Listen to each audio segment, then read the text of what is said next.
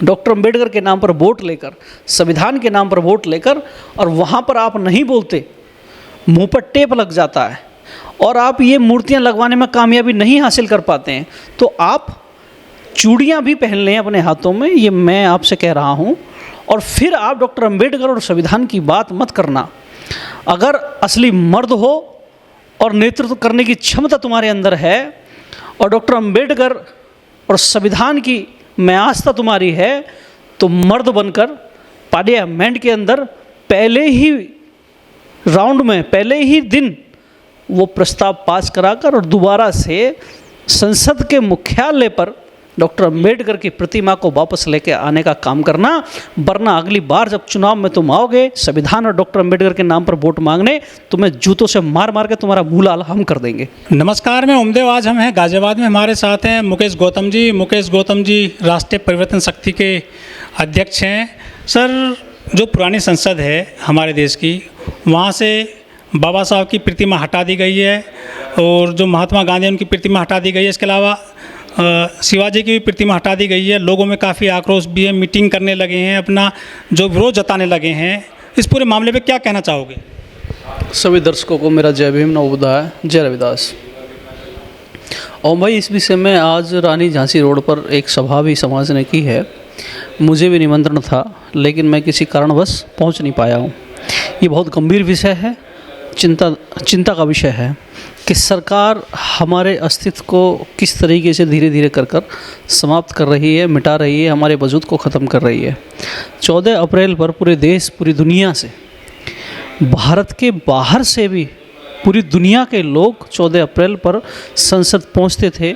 Doctor Bhimrao Ambedkar Bodhisattva बाबा साहब के चरणों में श्रद्धासुमन अर्पित कर अपने आप को गौरवान्वित महसूस करते थे और वहाँ पर अपनी खुशियाँ मनाते थे। उन्हें पार्लियामेंट घूमने का भी उसके प्रतिमा के सहारे से मौका मिलता था।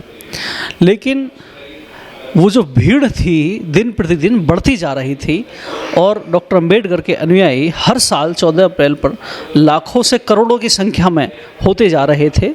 तो इस घमंडी सरकार को, इस हठधर्मी सरकार को पसंद नहीं आ रहा था।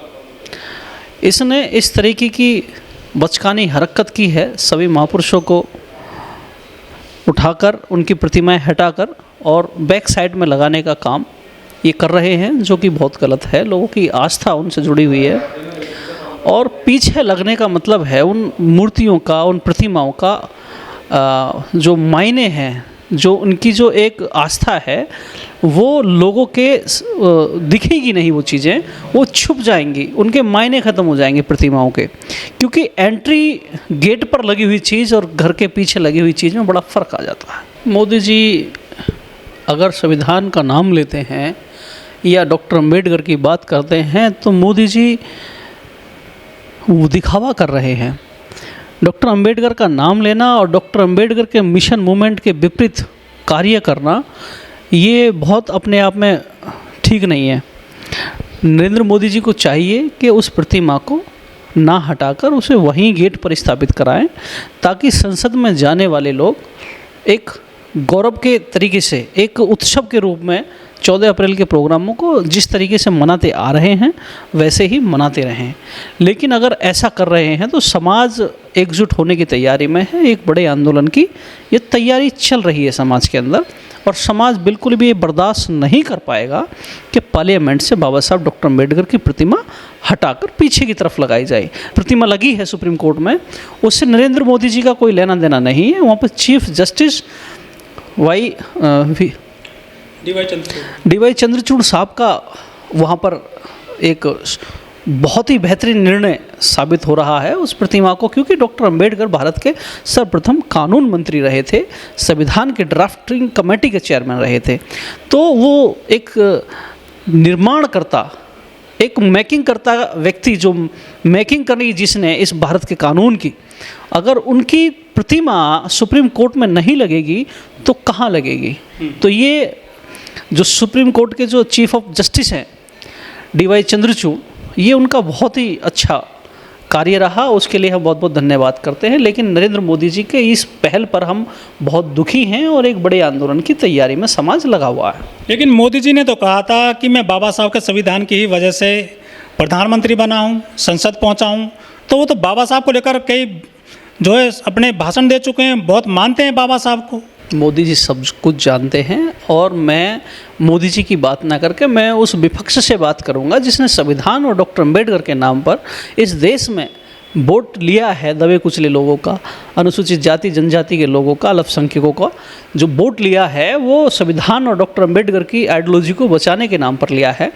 तो जो अभी जो तीसरी सरकार बनी है नरेंद्र मोदी जी की 3.0 की जो सरकार चल रही है, इसका पहला सदन जब शुरू होगा तो मैं उन सभी विपक्ष के सांसदों से, नेताओं से ये अपील करता हूँ कि जितने भी महापुरुषों की प्रतिमाएं संसद भवन से हटाई जा रही हैं, डॉक्टर अंबेडकर हों या गांधी हों, छत्रपति साहू जी महाराज हों, मैं आप सबसे निवेदन करता हूँ कि आप इन मूर्तियों को वापस पार्लियामेंट के गेट पर लगवाने का कार्य करेंगे।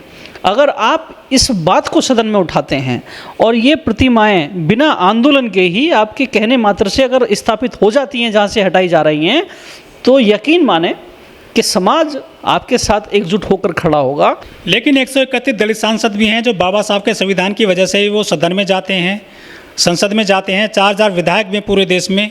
उन्होंने इस मामले में बिल्कुल भी कोई डिमांड नहीं की है सरकार से कि वहाँ से वो प्रतिमा क्यों हटाई गई हैं या उन्हें वहाँ से क्यों शिफ्ट किया जा रहा है। मैंने कहा ना, इन 131 सांसदों से बोल रहा हूँ मैंने इन 131 सांसदों से कहा है, अगर तुम संविधान और डॉक्टर अंबेडकर की वजह से संसद में पहुँच रहे हो, अगर डॉक्टर अंबेडकर की प्रतिमा की रक्षा सुरक्षा तुम नहीं कर सकते, उसे मुख्यालय पर तुम नहीं लगवा सकते, मेन गेट पर नहीं लगवा सकते, और जिस तरीके से ये तानाशाही चल रही है इसके खिलाफ तुम आंदोलित नहीं हो सकते हो, तो अगली बार को जब तुम क्षेत्र में जाओगे ना वोट मांगने, जब हमारे पास आओगे डॉक्टर अंबेडकर और संविधान के नाम पर वोट मांगने, और बाबा साहब की प्रतिमा अगर वहाँ पर नहीं लगेगी जहाँ लगी हुई थी, तो तुम्हारे मुंह पर जूते मार मार के तुम्हारा मुंह लाल हम कर देंगे।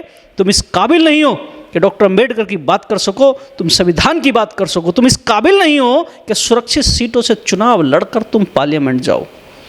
क्योंकि निकम्मे लोगों ने पहले भी एट्रोसिटी एक्ट जैसे कानूनों में जब बदलाव हुआ था, ये 131 नमक हराम तब भी संसद के अंदर थे, ये आज भी संसद के अंदर हैं, और ये हमेशा 131 बने रहेंगे। लेकिन लोग बदलते रहेंगे, लेकिन संख्या वही बनी रहेगी। हालांकि हम भी एक संगठन चलाते हैं, राष्ट्रीय परिवर्तन शक्ति, लेकिन डॉक्टर अंबेडकर के नाम पर जो ज़्यादातर संगठन बने हुए हैं, महापुरुषों के नाम से जो संगठन चल रहे हैं, जो विचारधारा से ओतप्रोत संगठन हैं, एक बड़ी प्रॉब्लम ये है कि मैं ये बात कहूँगा तो लोगों को बड़ा बुरा लगेगा।